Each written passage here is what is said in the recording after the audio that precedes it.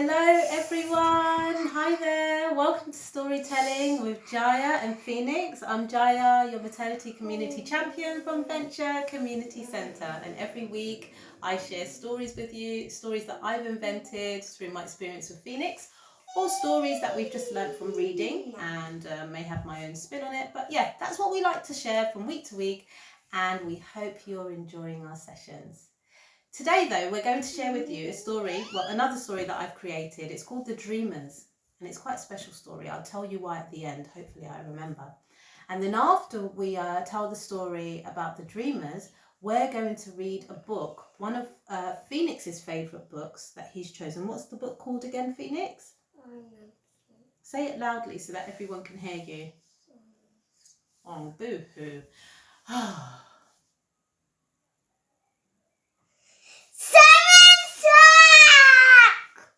Simon's Sock, if you didn't quite hear that. So we're going to read Simon's Sock to you after, so do stay tuned. And of course we've got the riddle. I hope I remember the riddle. I will say a riddle and you have got to guess the answer. And when you guess the answer, you must write it in the box beneath this link. Please share it with us. Let's make it more fun and interactive. Yay! Okay, here we go. It was night time. It was a dark night, a very dark night. And what made this night stand out more than the others was that normally the sky is a dark blue shade, a shade of dark blue.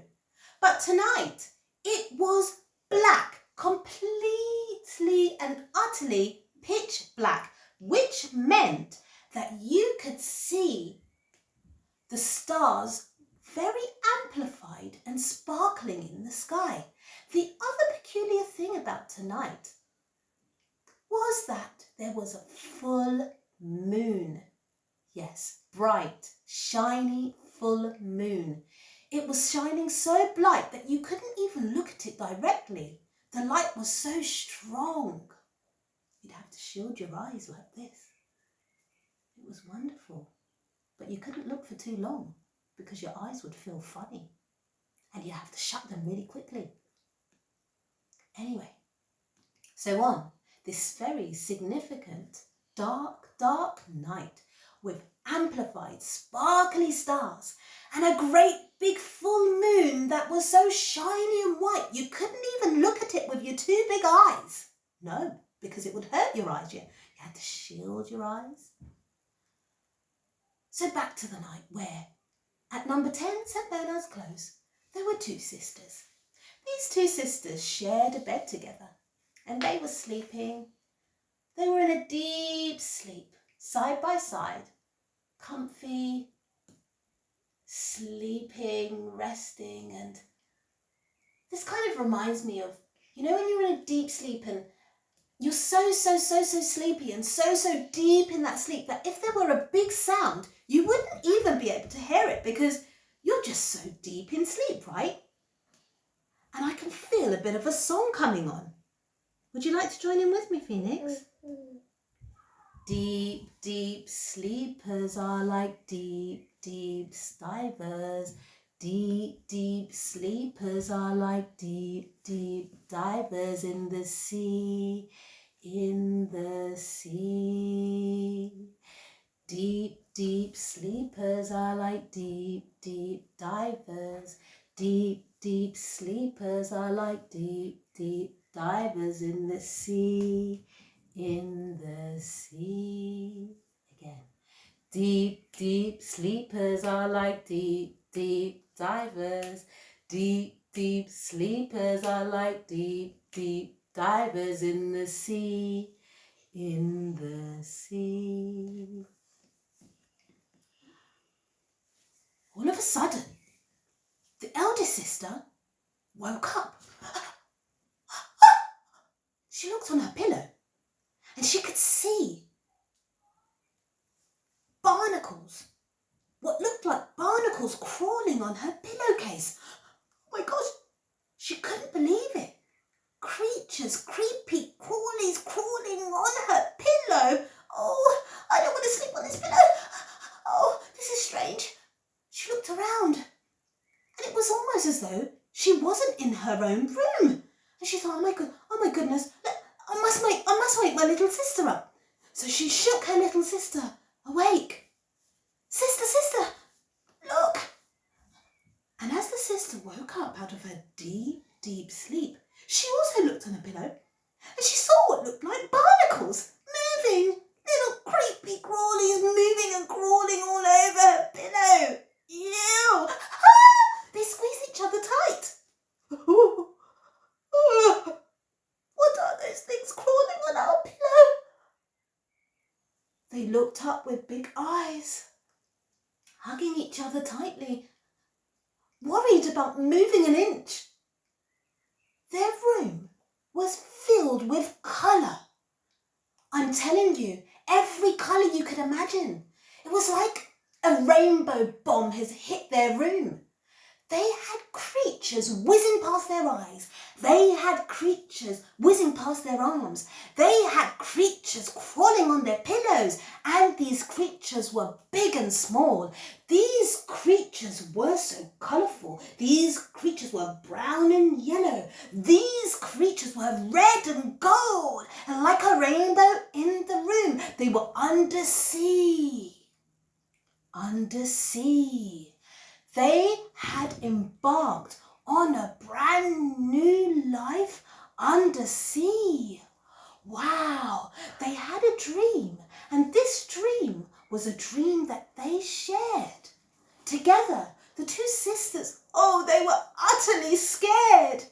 They could see creatures big and small. They could see fishes with stingtails. And when they shot past them, they squeezed each other tight and ducked down. They didn't want any of the creatures to bite them or scratch them. But at the same time, even though they were scared, they were mesmerized because it was like living in a rainbow.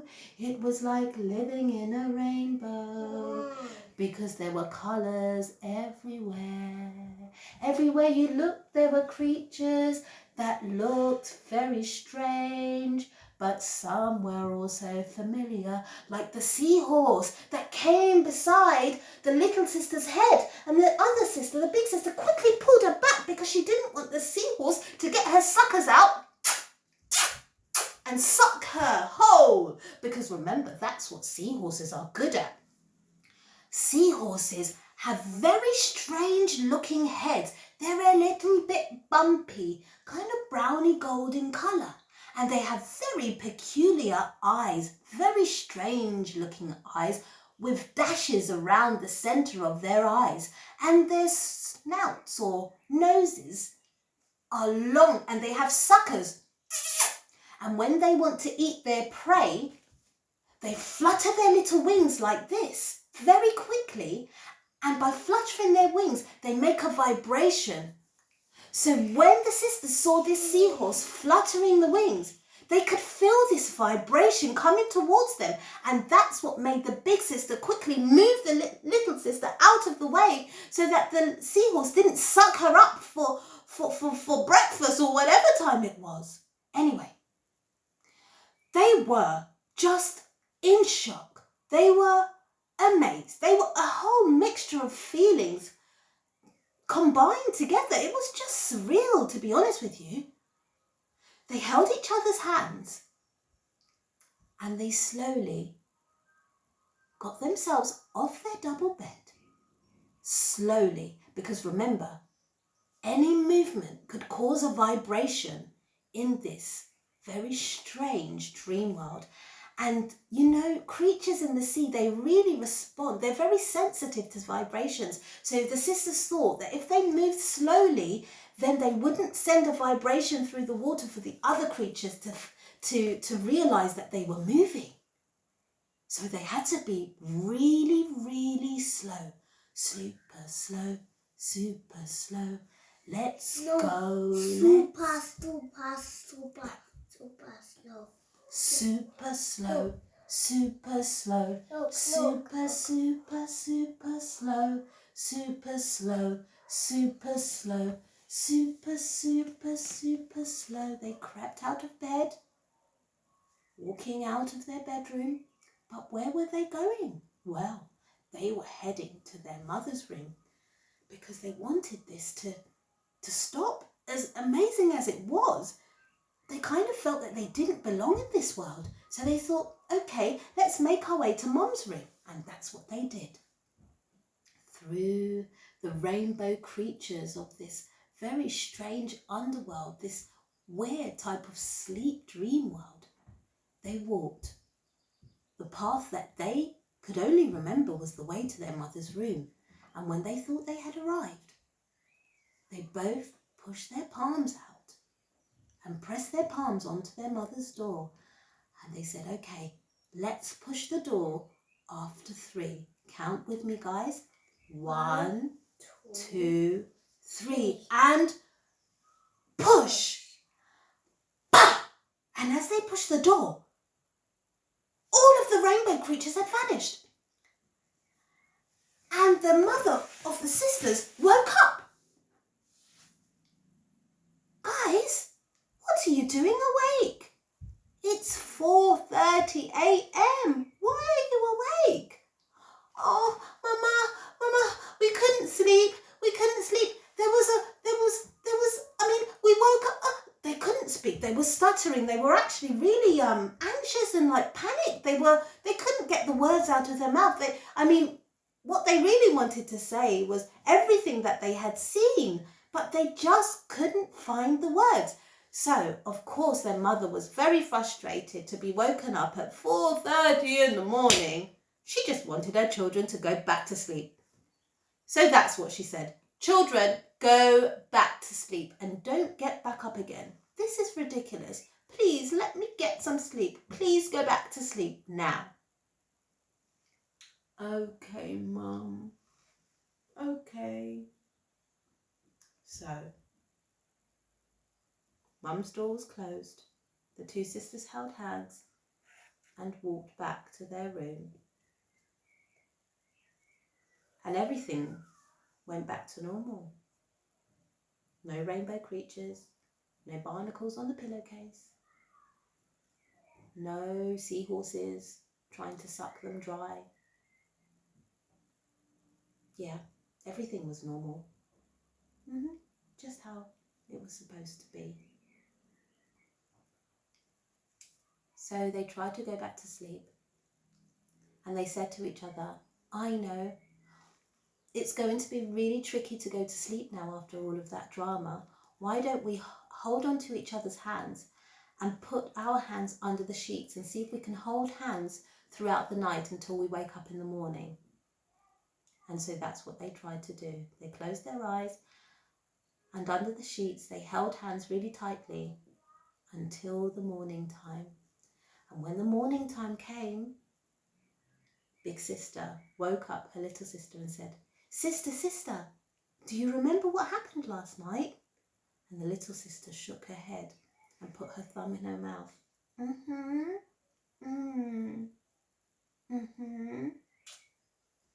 Big Sister pulled little sister's thumb out of her mouth and says, Little sister, I need to know that you really did see what I saw.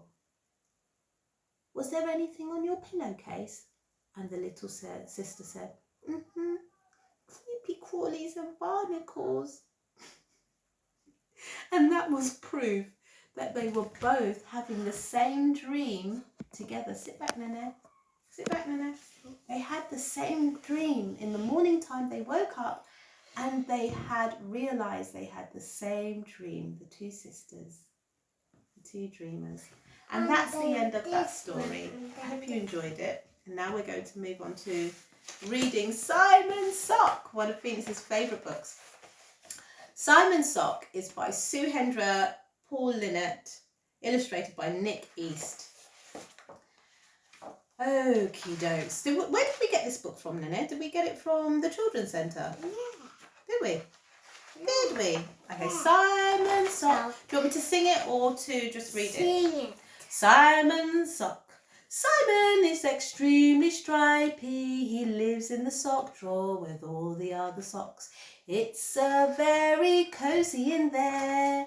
Every morning all the socks in the drawer get very excited.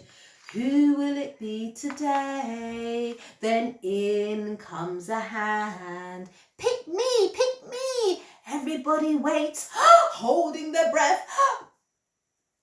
And 2 socks get picked to go on an adventure. Whee! The sparklies go to parties, the woolies go to parks, the smarts go to school, and the sporties go for the burn. Ready, steady, go. Everyone has a turn. It's a long racing track. No, Everyone except Simon. I'm not a smelly sock.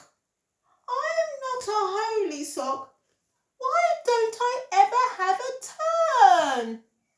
Because you're odd, says Spotty. The other Spotty agrees. Yes, you only get picked if you're a pair. Oh, I didn't realise I was odd, said Simon. Maybe the Spotties are right. If only I was a pair. We could skate, we could bounce, we could hula. We could have so much fun, Simon said sadly. I've got it, shouts Ted, jumping to his feet. I've got a friend and he's stripy just like you. Just like you, Simon. Come on, he lives in the hall, come on. Simon, this is Alphonse. Alphonse, this is Simon. And everything was going well until in walked Petra. Oh, silly me, said Ted. I forgot they were already a pair. Don't worry though, Simon. I have another stripy friend. Simon, meet Shirley, said Ted hopefully. Shirley was very excited, but Simon was a little bit nervous. What was Shirley, Phoenix? What animal was Shirley? snake. She was a snake, that's right. I got a wiggly worm. You have. Like that. You've got a wiggly worm just like Shirley. I'm not sure about this, Ted, said Simon, as Shirley squeezed her body and wrapped herself around Simon. What about Desmond, said Ted. But Desmond just stared. What is Desmond, Phoenix? What? What is Desmond? A stool. Desmond's a straw, that's right. Why? He just stared. Why? He's not very chatty, is he? Said No. Simon. No, not really, replied Ted. But we can't give up now. I have lots of stripy friends. What about Bobby? And what was Bobby, Phoenix? Too small. He's too small. He's a fish, isn't he? But I can't swim, whispered Simon. I can't swim, whispered Simon. Why? What about Deborah, the stripy bug? What's wrong with Deborah, Phoenix? Why isn't she good enough? Why? Because she's tiny. She's a tiny, weeny little bug. She's very tiny, Ted. I might step on her. What about Jeff, said Ted. What's wrong with Jeff? Why doesn't Simon like Jeff, Phoenix? Is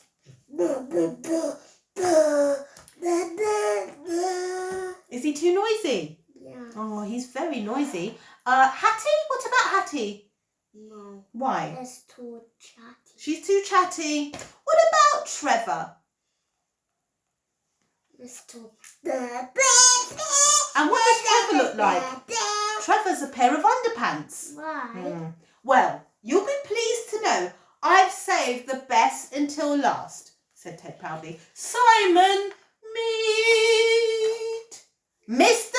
Twinklepaws! No! Meow! Eek!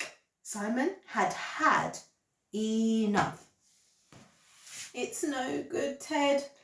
I just need to get used to being an odd What's sock, that? he said sadly. Oh, but then he heard a voice. Hello! It was coming from under the drawers. Maybe it's his friend. You think so? Yes. Let's find out. Simon couldn't believe it. I found you, he cried. We're a pair. We can skate, we can bounce, we can hula. Come on, Simon. Let's go out and play. That's not Simon. Oh, oopsie. Come on, said Simon. Let's go out and play. Even reading the words, I don't know the book as well as Phoenix. But Simone had other ideas. Wow. Oh. I like going out, said a voice. Right, so let's explain to the viewers what Simone was doing because they can't see the picture. So Simon likes to go out to play, but what was Simone doing? What was she doing, Phoenix? Watching TV. And does Simon like to watch TV? No. No. Why? But a little voice said, I like going out. Who could it be? Betty. And what is Betty, Phoenix? Plátano. A plátano. What And for those who is don't speak plátano? Spanish, is in English, what's plátano? Banana. Okay, so Banana. good boy. Betty gave Simon a wave. Simon waved back. I like playing, said Betty. So they skated, they bounced and they hula hooped. They skated, they bounced and they hula hooped. Shall we make a song out of that? So they skated, they bounced and they hula hooped. Oh, and in the picture they've got grapes with little faces, little smiley faces, because they found each other. Betty and Simon have found each other. Everyone had to admit that even though they didn't match, they really did make a great pair. That is friend of Simon. Yeah, but they didn't get on that well. We'll show you the picture, the last page. Look at that, guys. Don't know how well you can see that. Match made in heaven, although they don't literally match. And that's Ted and all the other characters. That's Trevor there. Sparklies that went to the party. And there's Trevor the straw. Okay, guys, looks like we're going to have to speak to you about the riddle. And riddle, then diddle. this one. Riddle, diddle, diddle, diddle. And this one. No, we can do that after the session. So the riddle for today, my guys, is I may be half, I may be full. At times I'm hardly there at all. Some say that I am made of cheese. Tell me my name now, if you please. I'll say it again. I may be half, I may be full. At times I'm hardly there at all. Some say that I am made of cheese. Tell me my name now, if you please. Have a guess and send us your answer to the riddle below this video link. Would love to hear from you. All right then, guys, so that's it from Jaya and Phoenix the bird. We're going to sing the goodbye song. Phoenix, let's sing the goodbye song. Don't leave me to do it by myself, please. No, come on, help me. Otherwise I'm going to stretch all the way to the sky. Quickly, quickly, quickly, before I take off like a rocket. Come on, Phoenix. Let's sing the goodbye song. Let's sing the goodbye song. Don't leave me hanging. Don't leave me hanging, Phoenix. Can you sing the goodbye song with me? Oh, someone's being a party pooper. I'm going to have to sing it to you by myself. Goodbye, everyone. Goodbye, everyone. Goodbye, everyone. It's time to say goodbye. Bye, guys. Bye. See you next week.